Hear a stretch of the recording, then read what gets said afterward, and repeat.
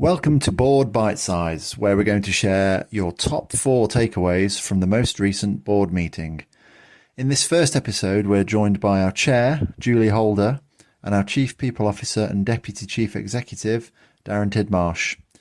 We asked them to pick their key takeaway messages from the meeting by focusing on the 4 pillars of our organisational strategy: people at the centre, working in partnership, healthy communities, and focusing on the future. Julie kicked us off today with a focus on people at the centre.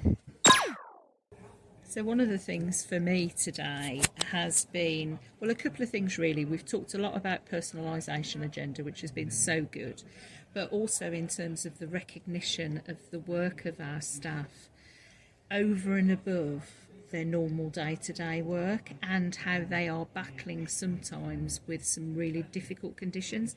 Tracy in her reporters talk about Storm Babette, and I talked in my own report about the snowy conditions that people have to contend with day in, day out in terms of just going out to work to get their job done. What do you think, Darren, about what's been the highlight about our discussions of working in partnership today?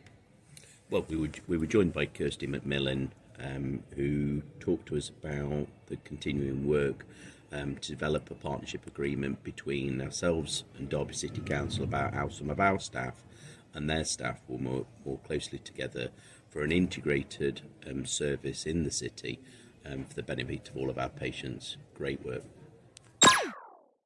As far as healthy communities is concerned, just carrying on from that personalisation comment, our presentation today really focused on how our services are helping our communities to actually remain independent. We heard from sexual health services, we heard from self-management facilitators. We also talked a lot about awareness of being and supporting carers, and that followed through, didn't it, in terms of the public board staff story around our continence team, which was just a fantastic example, and she was just so enthusiastic about the difference that team can make to so many people who are living with issues of continence.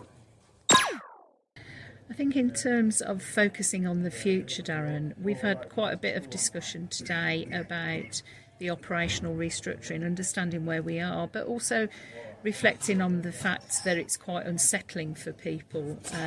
But I think we came away thinking that it's still the right thing in terms of being fit for future.